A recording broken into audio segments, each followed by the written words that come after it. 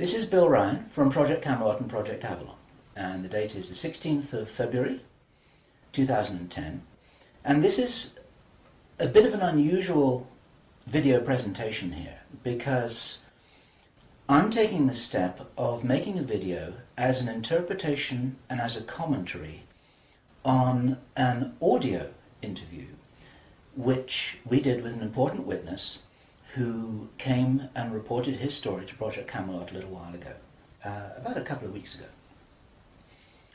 And as with many of our witnesses, this person wanted to remain anonymous, but he has agreed that we transcribe the audio, and so we've got this as a transcript. And this is going to be released at the same time as the video because it's important to be able to read the transcript at the same time as you're considering what I'm saying about it here. And as we come into this story, you're going to understand exactly why it's important to get all the information, to hold it all into a very fine balance. Now, this is a British person, and he worked in the British military for a number of years. And after he retired from the military, he worked in the City of London, in a fairly senior position, in a respected position, in the City of London. And for those people watching this video who don't know about the City of London, the City of London is it's like an enclave, it's like a financial enclave in the heart of London itself. Some people consider it almost a little bit like the Vatican. It's very old, it's very ancient. It's the heart of the financial system, not only of Britain, but possibly the world. Many researchers consider that it's very likely that the City of London calls the shots on the financial systems in America. They've got control over the Federal Reserve, the Bank for International Settlements, a whole bunch of things that happen. This is like the nerve center of the financial world. And it's very Masonic, it's very ancient, it's very traditional. And our source attended a number of meetings with senior Masons. And while many of these were interesting, they were routine by City of London standards. They were discussing financial affairs and so on and so forth. And then in June 2005, he attended another meeting that he thought was going to be a routine meeting, but actually this was something rather unusual, and he realized it was unusual as soon as he arrived. In fact, in his interview with us, the one which we have the transcript of, you will see that he says that he felt it was an accident that he was there. He shouldn't really have been there. He didn't know what was happening. And as such, he didn't really participate in the meeting. He was there as a little bit as a fly on the wall. He was just listening to what was happening. And at first he didn't even understand what was being discussed. Now, the people there were Masons. There were senior Masons. They were about 25 or 30 people there, including senior politicians who most people in the UK would recognize by name. I do not know who they were. He didn't name them, and I didn't ask them, but he said these are well-known names. The chief of police was there, representatives from the church, representatives from the military, 25 or 30 people. And as he listened to this story being discussed, it was an informal meeting. It wasn't like at a big table with kind of notepads and water glasses and minutes and an agenda and a chairman. There were just people in a room who were talking about all of this stuff. And what they were talking about was a plan that had clearly been made a long time ago. And what they were discussing was they were discussing the implementation of this plan. They were discussing how things were going, whether they were on track or not. And what, for example, to give a flavor of this, they were discussing between them some of the problems that they had in the implementation of their plan. And as this little presentation continues here, you'll realize what the plan was, and I'm going to be revealing this in very much the same way as it was revealed to our witness and as he revealed it to me, bit by bit, step by step. The first thing that he heard was they were talking about the fact that Israel didn't look as if it was getting prepared to attack Iran anytime soon. This was a problem. Even back in June 2005, they were apparently concerned that what it was that was planned on some kind of a timeline wasn't rolling out according to schedule, and this was an issue for them. So that attracted his attention very quickly, because he'd never been in a meeting when this kind of thing was discussed.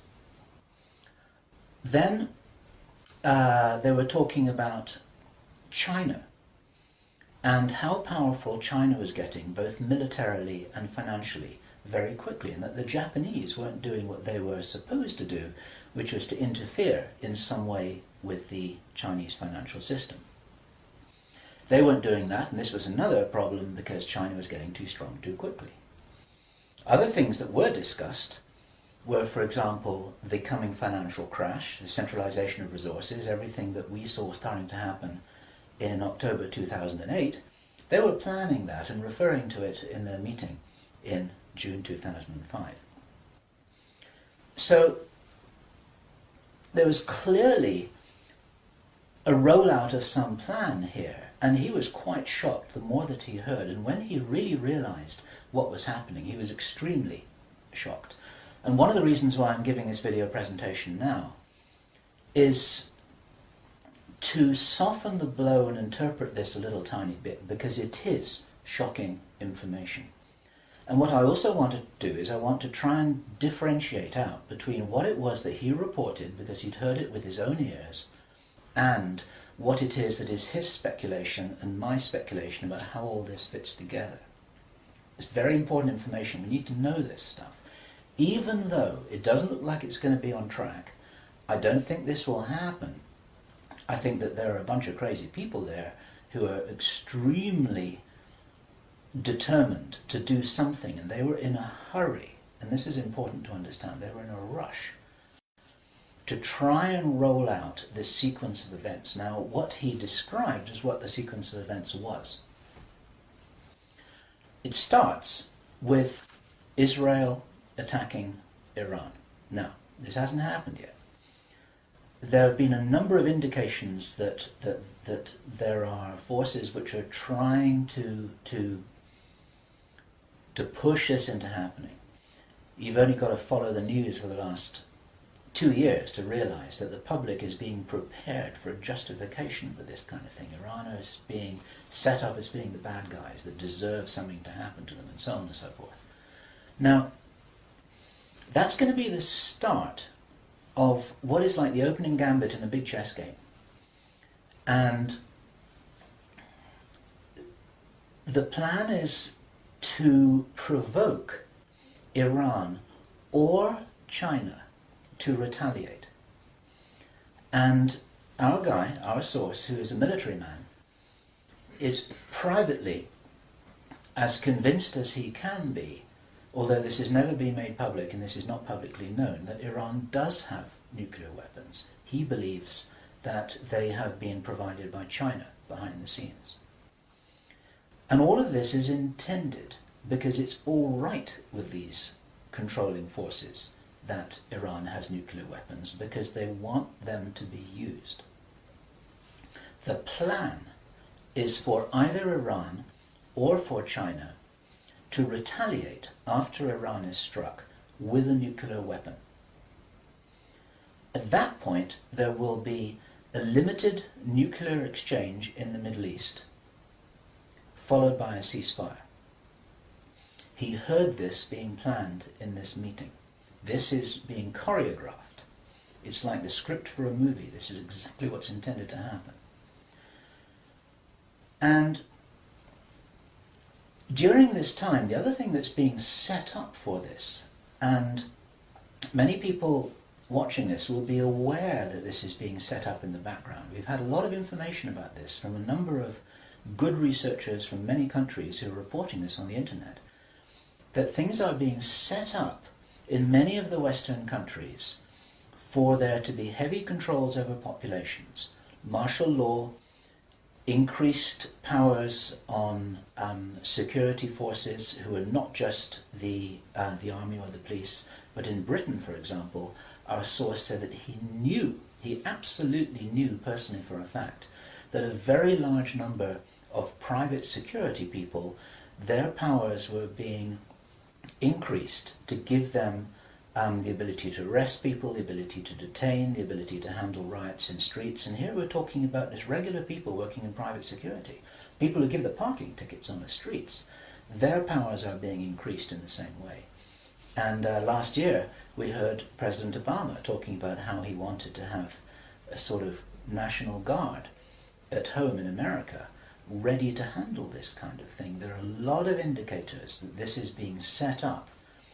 And in this rollout of this crazy scenario, where it is intended that there will be a limited nuclear exchange in the Middle East, the idea is that as the world looks upon this with horror, then they will demand from their governments that there are heavy controls over travel, over communication, over people who meet, over people who protest in the streets. They want to make sure that they don't have crazy bombers on airplanes, crazy bombers in the shopping malls.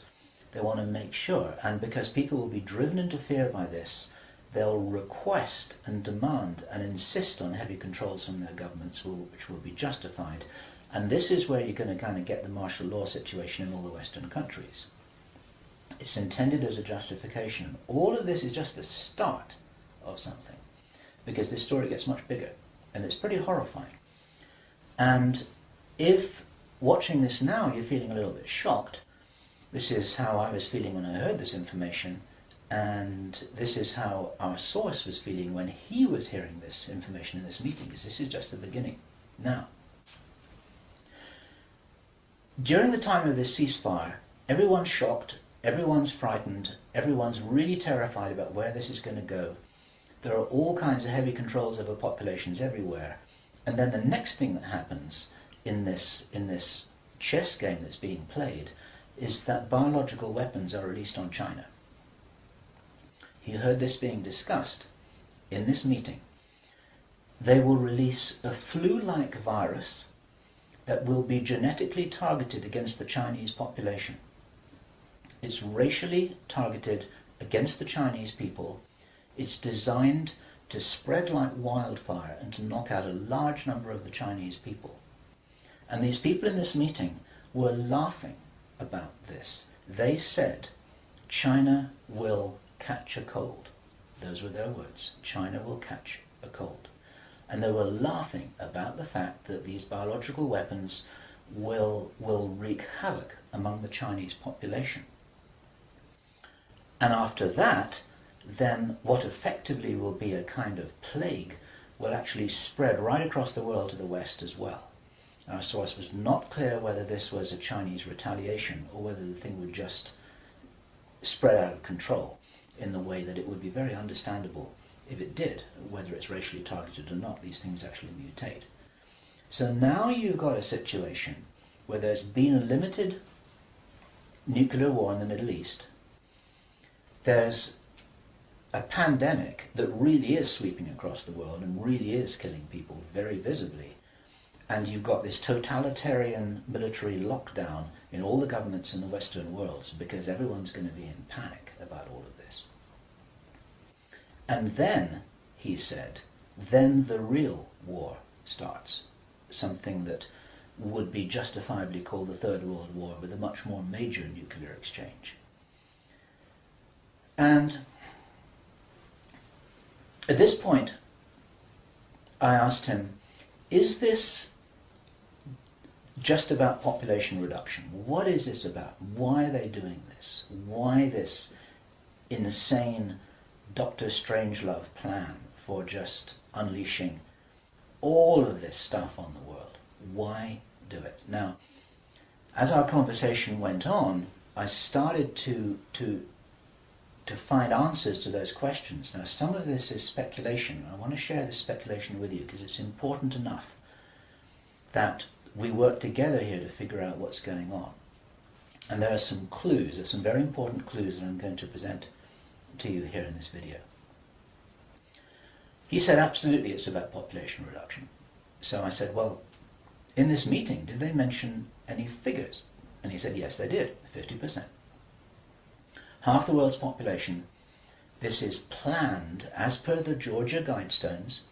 For those of you who don't know what the Georgia Guidestones are, it's a stone monument in Georgia in America that was erected anonymously a number of years ago. It's in 8 languages, and it's like an Illuminati manifesto for a new world, as it were. And just hold that thought about this being a manifesto for a new world. This is an important concept here in what I'm presenting. One of the key parts of this manifesto for this new world is that there should be a population of 500 million people. Now, 500 million people is an enormous reduction from the nearly 7 billion that we've got at the moment. That's pretty much 95% of people who would no longer be on this planet. And 50% is a step towards that. And there's a reason why they're doing all of this. There's a reason why they're in a hurry. There's a reason for this insanity. And when he was explaining this, then he said that they have a name for this plan. This project has got a name. And I said, well, what is this name? He said, it is called the Anglo-Saxon Mission. The Anglo-Saxon Mission. Now, I'd heard that before. It was something historical, I think, to do with the Crusades quite a long time ago. But I hadn't heard it in the present-day context, and neither had he. And later on, as he continued to tell his story, I began to understand what I thought this might be about. Hence the title of this video, and the reason why I want to share this information with you, because we need to work together to figure out what's going on here. It's extremely important to understand. There's a plan, I believe, that Hitler would be proud of, which is so evil, it's so Machiavellian, it's so hard to face up to, it's so unbelievable that I need to put it on the table for you so that you can consider whether or not this might be a possibility. The plans that I've been describing are definitely a possibility because he heard them with his own ears in this meeting. Everything I've described up until now, up to and including a major outbreak of hostilities after the limited war. So the sequence is as follows. The planned sequence is as follows. Israel attacks Iran, then there's a ceasefire, then during which time there is heavy governmental military controls over populations in all Western countries. Then China is attacked by a biological weapon. It's a flu-like disease that spreads like wildfire. This goes all over the world, and then they have a major Third World War. And then, by this time, 50% of the population will be destroyed. And not only because of the war or the plague, but because, as many of you watching this will understand, the infrastructure goes down in situations like this.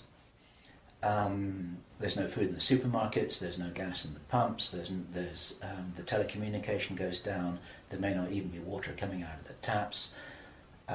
People are kind of thrown back into a Victorian era without the facilities to handle this, because most people don't have their vegetable gardens, they don't have their horse and cart, they're not able to survive in the way that we used to be able to. We're very, very vulnerable in our technological advancement. We're extremely vulnerable, and of course the controllers know this.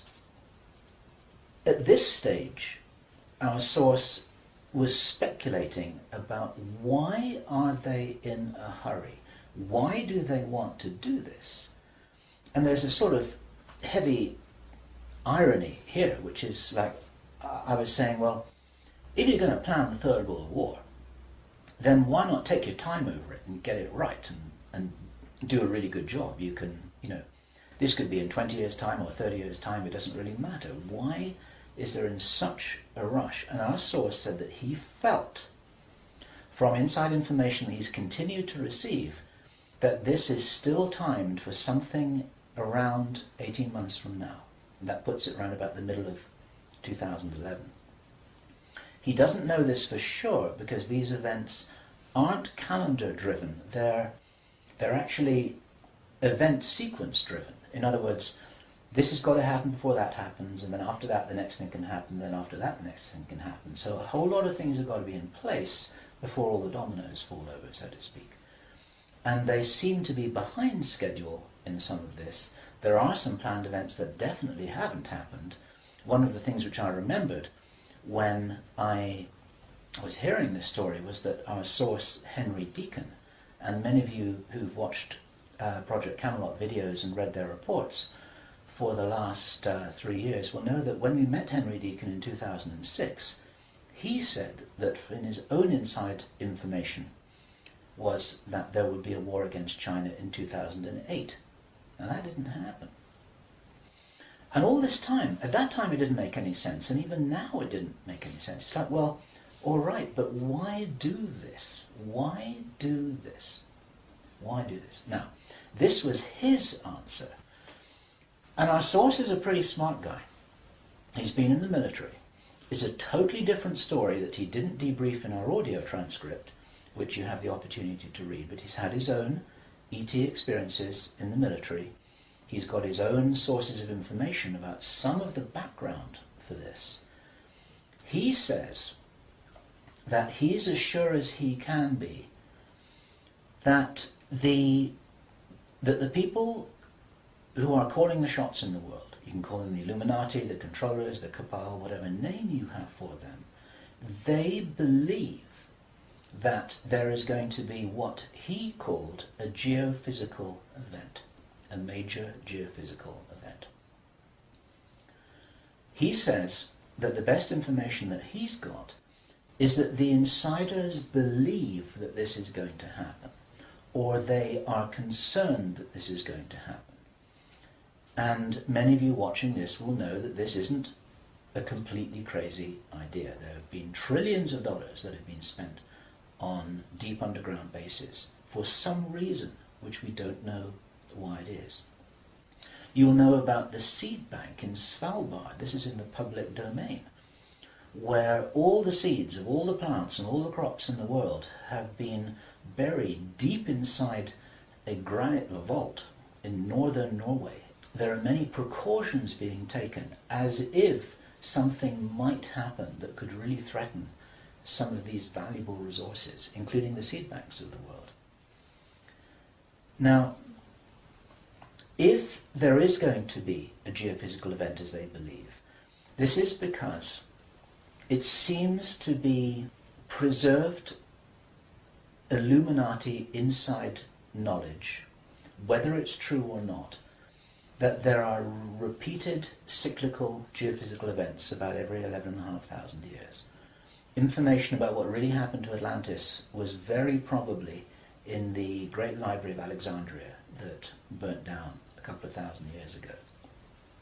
There are persistent rumours that much of that information has been retrieved and it's in the Vatican Library. This is information which is not in the public domain and which the insiders may have access to. Whether it's accurate or not, the important thing is to realize that they probably believe that this will happen, and they're making their precautions.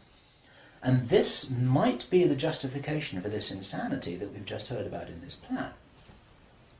Consider this.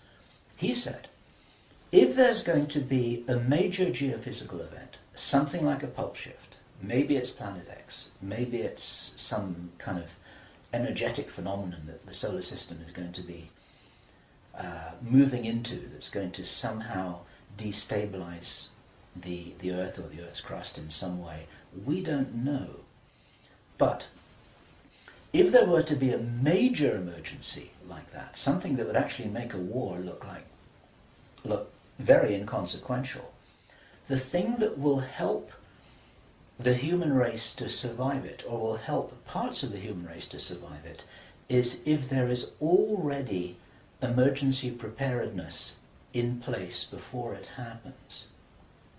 In other words, if you knew that there was an emergency coming, if you knew, for instance, that there's a hurricane coming in to hit your city, then you put all the emergency preparedness in place beforehand. You have the troops ready, you have the infrastructure ready, you have the military ready, you have everything that you need ready to handle this situation so you can respond and react and recover in the best possible way.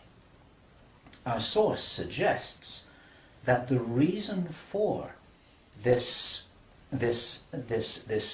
whole Third World War scenario is that then the Western governments, with the Chinese out of the way, will be in a state of such totalitarian control of their own population that they will be best equipped to recover and rebuild the new world after a cataclysm. And he thinks that this is what's happening. And I have to tell you that this terrible logic makes sense to me, that they would think that way. I'm not for a moment agreeing that this will happen. I think this is wild, crazy stuff, but if they believe that it's going to happen, then this could be their justification for this kind of plan that we've heard about is really being discussed. And this now is my own speculation right now, which also makes sense to me, and I invite your comments and your thoughts about this. We need to work together to figure out what's happening here. It's called the Anglo-Saxon mission. What that told me was that the reason for the name is because this is a white racist agenda for the inheriting of the new earth. It's a plan that Hitler would be proud of. If they think that a new earth needs to be rebuilt, a new world, think of that little phrase there, if a new world needs to be rebuilt after a cataclysm, they want the Anglo-Saxons to be doing it. They don't want the Chinese to be doing it. They get the Chinese out of the way first, and then the Anglo-Saxons will inherit this new world with the other nations, the Asian nations, the African nations, the South American nations. Presumably, it is assumed that they won't have the resources to be able to handle the situation in any kind of a way that gives them the strength to recover after whatever it is that they think is going to occur.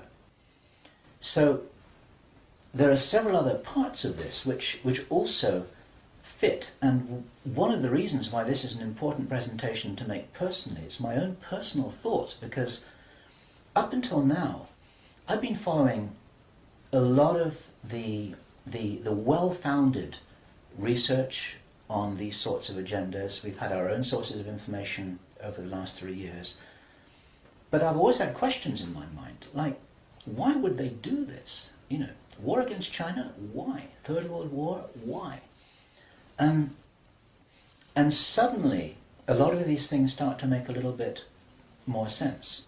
It's possible, for example, that when we heard from Jordan Maxwell in our interview with him, which we did at the end of last year, 2009, he described to us how he had researched a number of repeating symbols and images that had been used ever since the time of Hitler, and even long before that, about the dawn of a new day.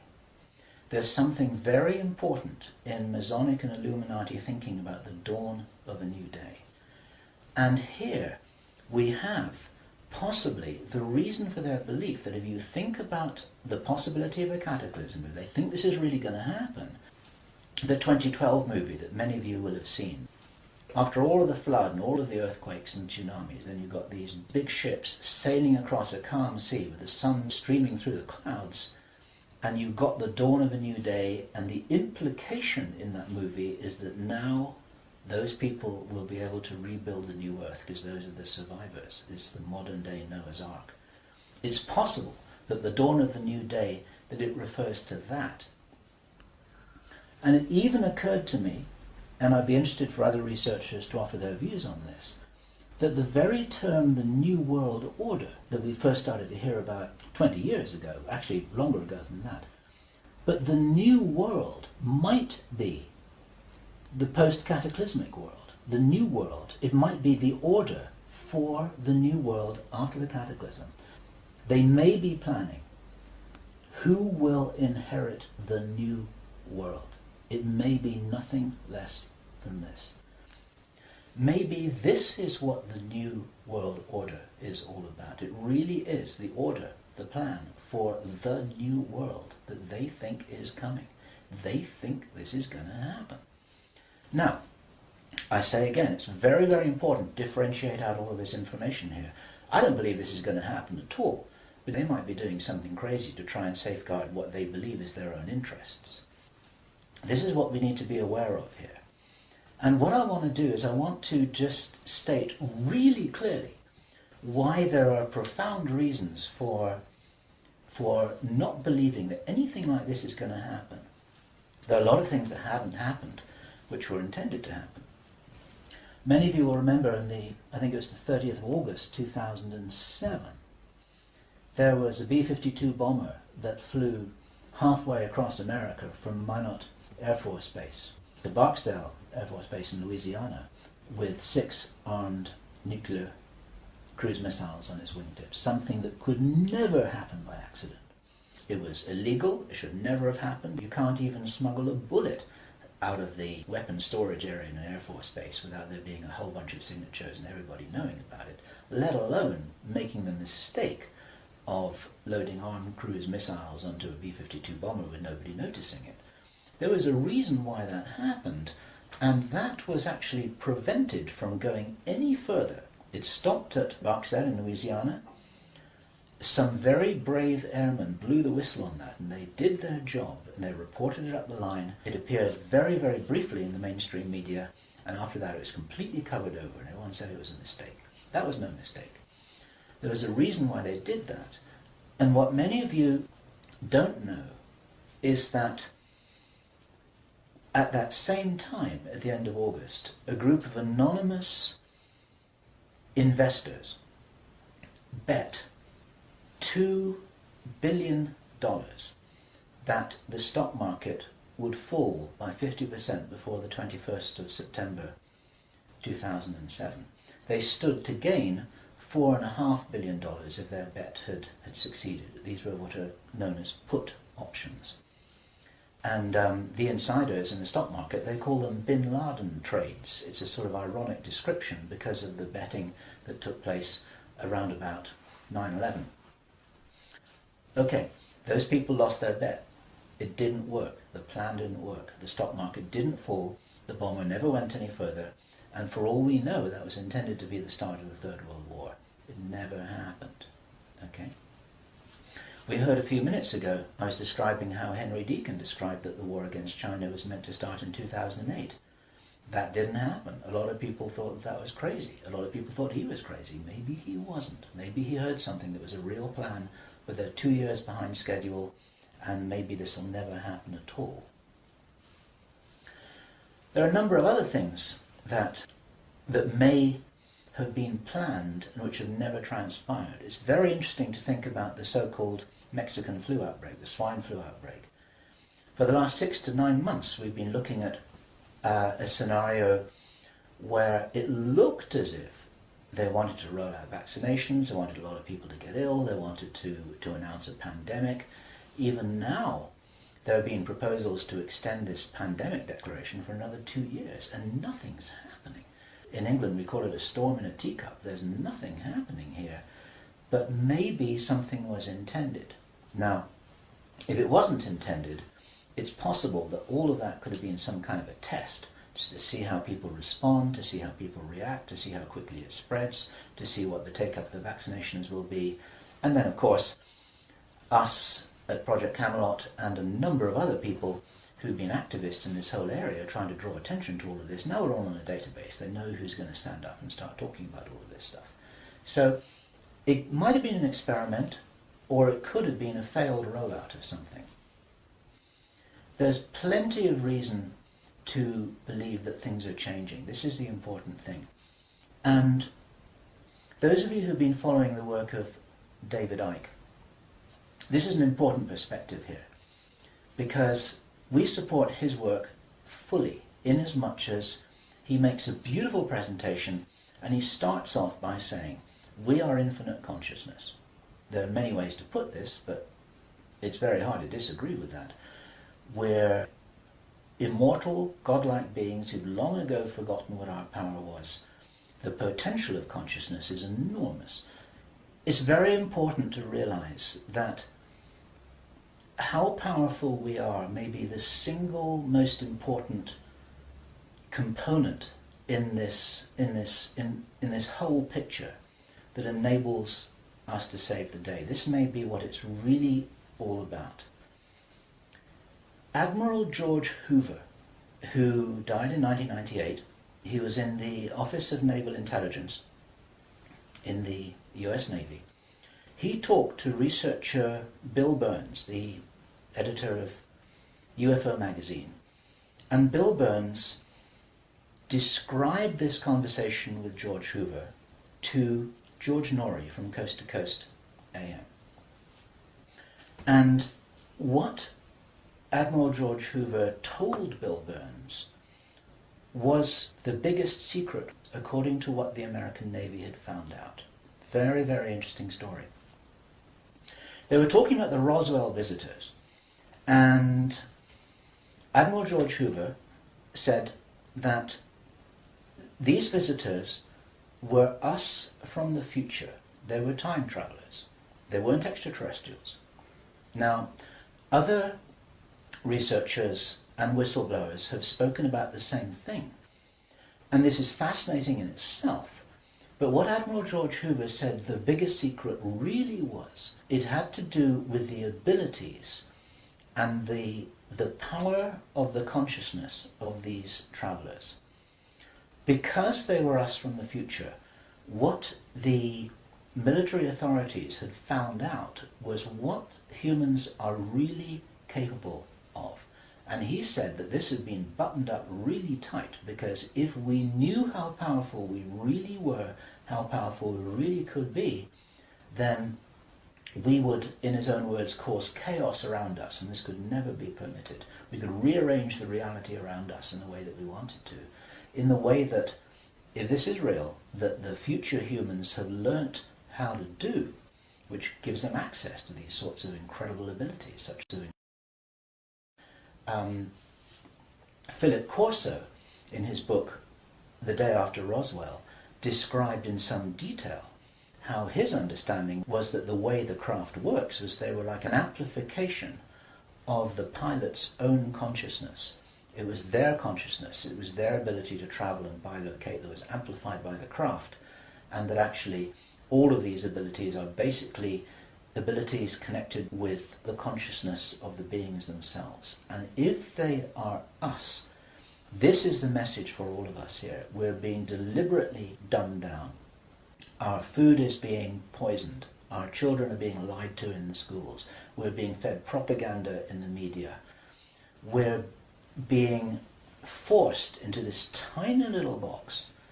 We're being kept busy with game shows and ball games, and we are discouraged from really finding out what it is that is our heritage on this planet. Eric von Däniken has just published a book which is called History is Wrong. There's so much which we are denied.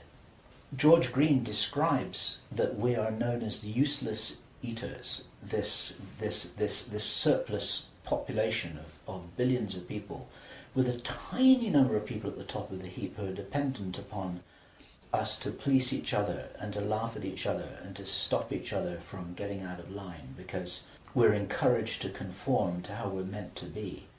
And so there's this straitjacket that there's the opportunity for us to break out of, and it's this straitjacket which has been deliberately put in place by these very people who've been creating this plan.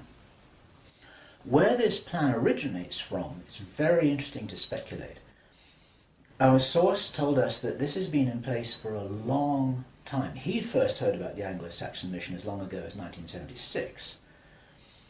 The Illuminati symbolism about the dawn of a new day has been going on for a long time. Many people think that this plan requires such a superhuman level of intelligence and strategic understanding, and is so ruthless and so cold, that the logic suggests, and David Icke says this, Jordan Maxwell says this, we say this ourselves with full agreement, that this didn't come from a human source.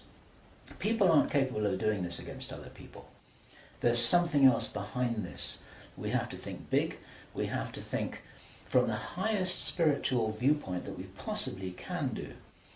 That these people shouldn't be fought. What must happen is we just withdraw our consent from these things that are being done to us, from this plan that we're part of, and as I was saying just before, if you're in the military or if you're in intelligence services, withdraw your consent from this, because these plans can't happen without it.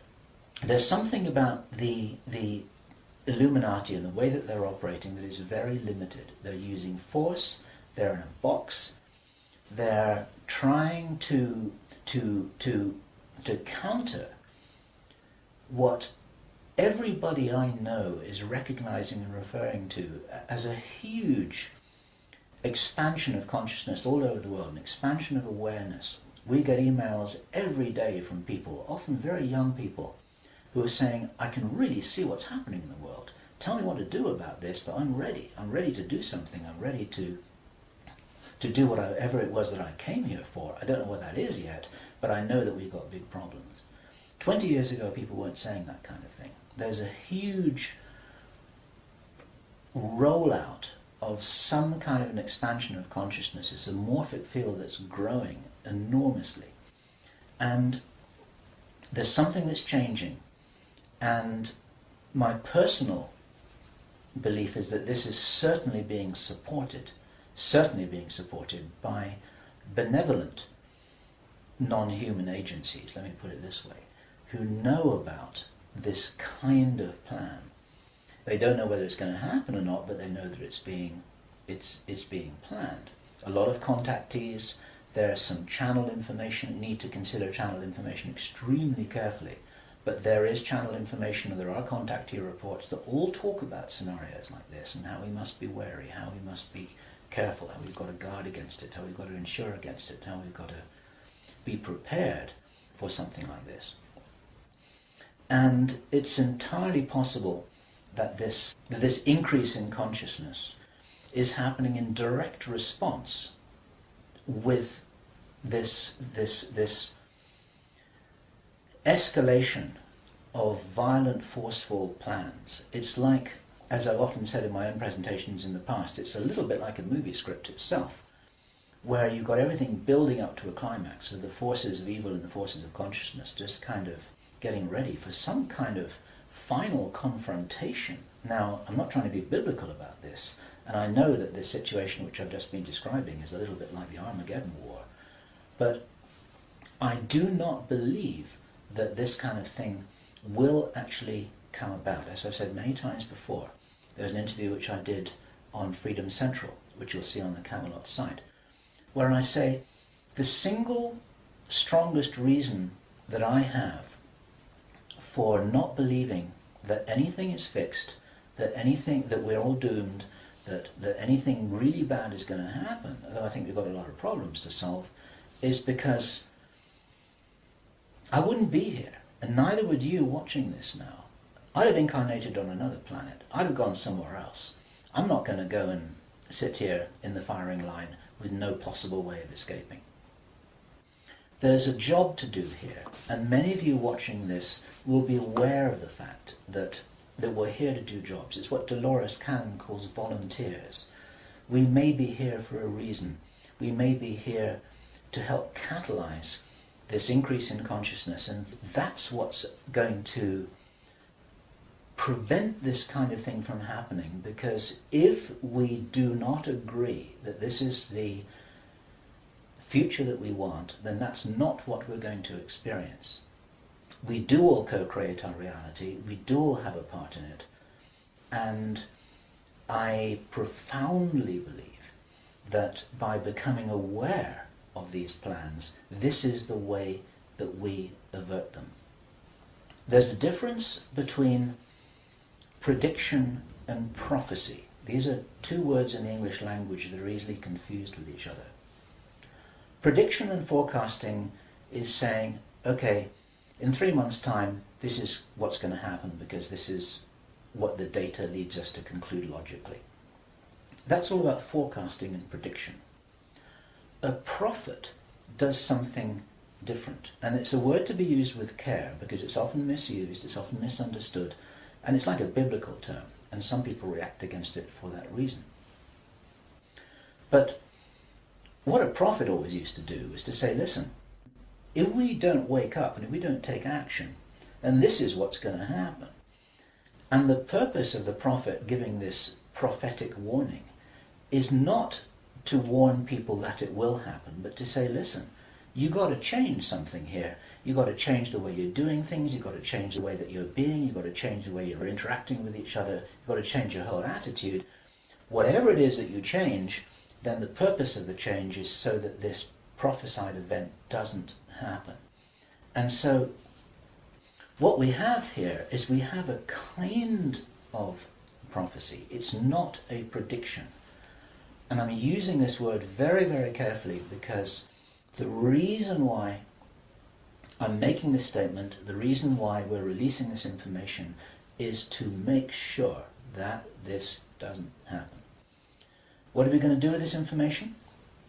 It's going to be translated into every language that we can.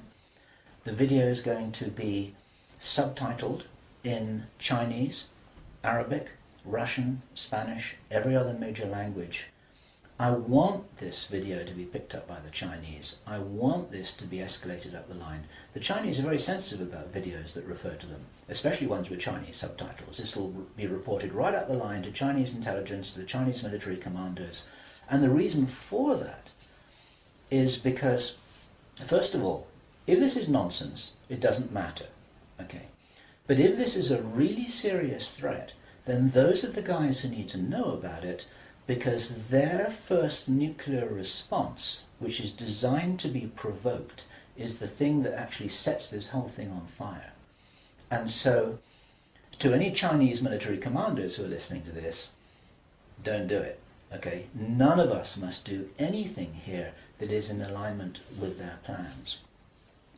There's a wonderful scene in the Avatar movie that I loved so much, which was when the woman helicopter pilot who was ordered to fire her weapons at the big tree.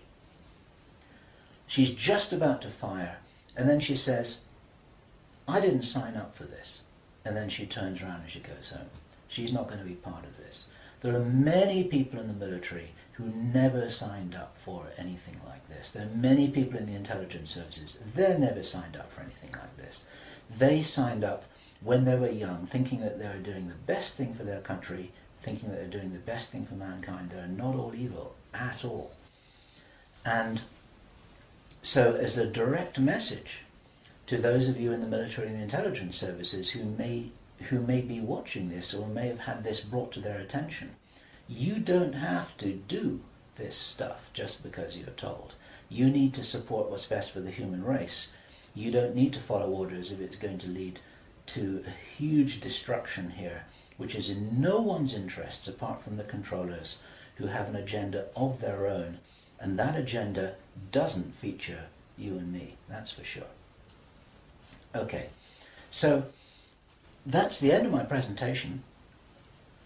I want you to consider this information. I'm not urging you to believe it. I want you to research it. I want you to check it out.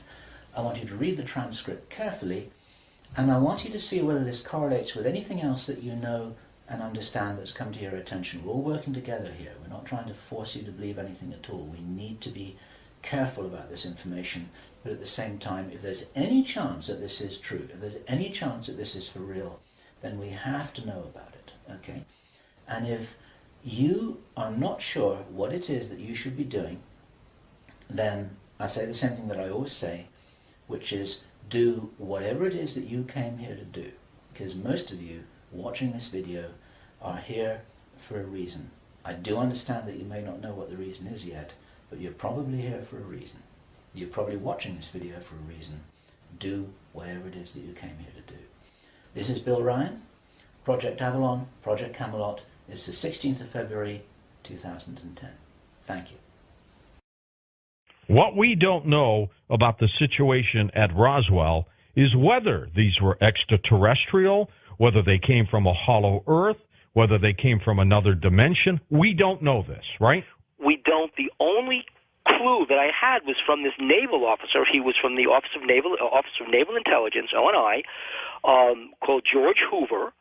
We've talked about him before, who said that he was the Corso of the Navy, and that the military believed, and he said he knew that these entities were not so much interplanetary, but they were literally time travelers. And the big secret is that they were us from the future, and that we and they had the same powers, and that was the real fear of the government, that we had the ability to manipulate reality around us. We've always had that ability. We just didn't know how to use it. And if we ever learned how to use it, and we're not ready for it, we would cause chaos. And that was the big secret that the Navy eventually found out.